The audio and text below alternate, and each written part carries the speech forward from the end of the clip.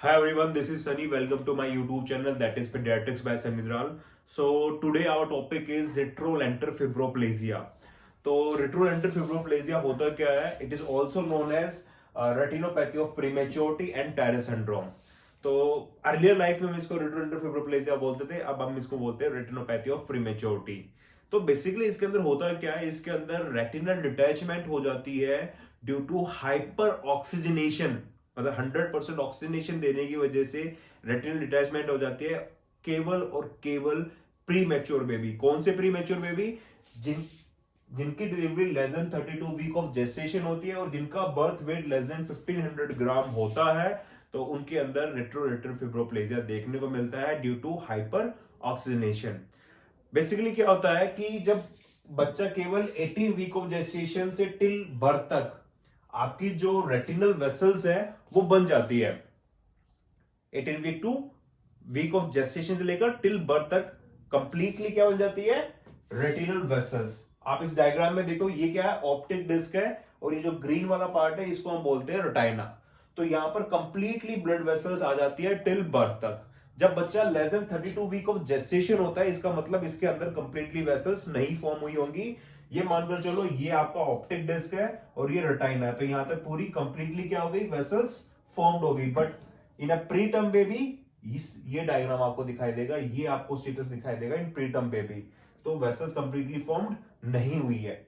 तो इस वजह से क्या होगा, जब जैसी बच्चा बर्थ लेगा, क्योंकि हमें पता है कि बच्चे की जो लंग्स है वो इमेच्योर होते हैं, तो हम बच्चे को सप्लीमेंट्री ऑक्सीजन देते हैं। इसका मतलब 100% क्या देते हैं? ऑक्सीजन।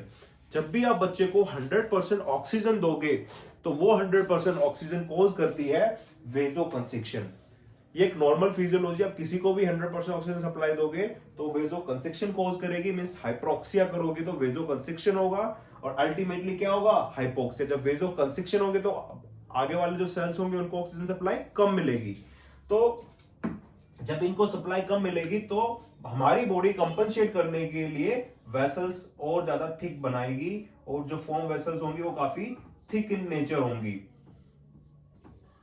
तो जब ये वेसल्स थिक इन नेचर होंगी तो ऑब्वियसली बात है ये वेसल्स यहां बन रही है, तो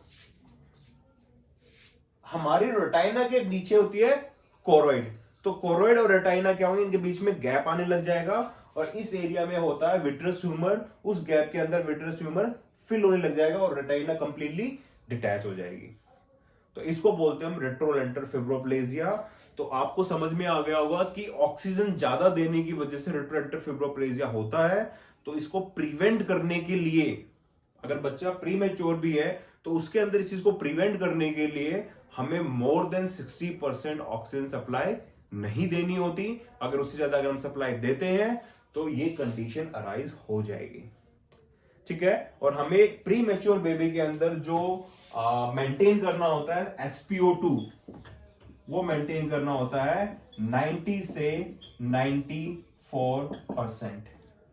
ये सभी बच्चों के अंदर इसलिए मेंटेन करना होता है टू प्रिवेंट रेट्रोलेंटल फिब्रोप्लेजिया, और हमें ऑक्सीजन सप्लाई करनी होती है 60%। So this is all about the retrolental fibroplasia. Hopefully you guys understand this topic. Thank you so much. Thank you all.